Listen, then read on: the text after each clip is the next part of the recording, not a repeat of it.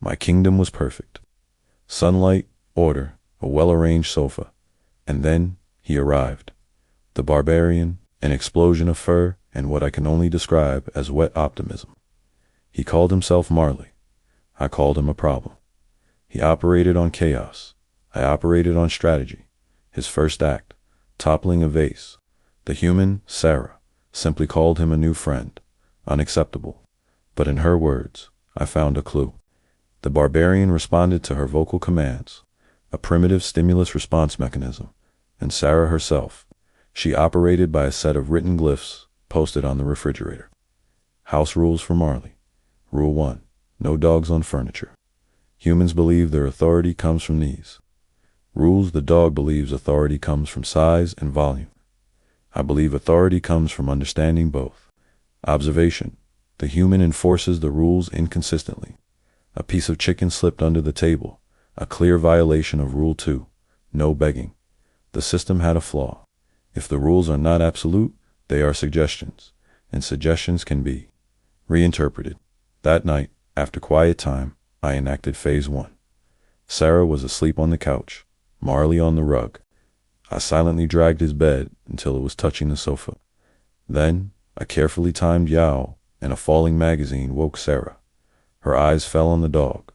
His bed was touching the couch. "Marley," she cried, "rule number 1, no dogs on the furniture." He was confused, but the precedent was set. Touching is the same as being on a useful precedent. The next day, my campaign began. I created a furniture peninsula by pushing the coffee table against the sofa. I scattered Marley's toys everywhere, a violation of Rule 3, hiding his favorite squeaky chicken under a cushion. When Sarah was on a work call, I strategically spilled a glass of water on her desk. As she cleaned, frustrated, Marley approached, hoping for a walk. "Not now, Marley," she snapped. The human's patience is a resource. Like tuna, it can be depleted.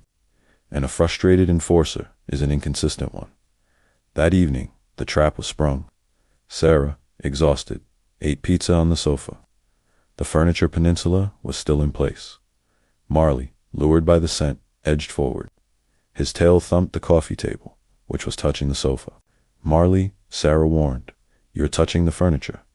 The pizza was agony for him. He whined, he paced, and then he broke.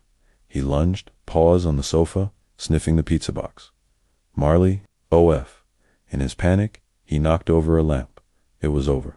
Outside, crate time, as he sat, miserable in his cage, I approached. "You talk?" he whimpered. "Of course I talk. I just choose my audience." I explained his error. He'd violated Rule 1 and Rule 2 simultaneously. He thought it was about furniture and food. It was not. It was about order. To prove my point, I reached a claw through the bars, hooked his squeaky chicken from under the sofa cushion, and dropped it for him. "Your toy," I said. "It was under the sofa." A violation of Rule 3. His eyes widened. He was finally beginning to understand. I didn't just trick him. I had reminded the enforcer of her own rules. Vigorously later, Sarah let him out. He walked slowly to the center of the rug and lay down, away from the furniture, away from her food. She praised him. "Good boy, you're learning."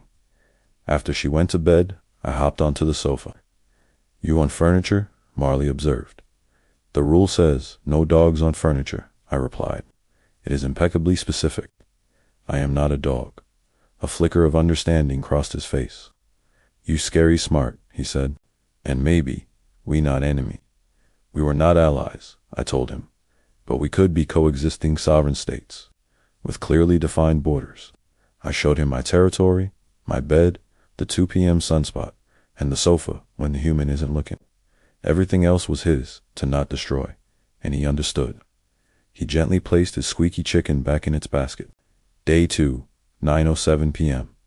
The barbarian has been civilized, not through force, but through the superior application of information. The kingdom is secure, for now,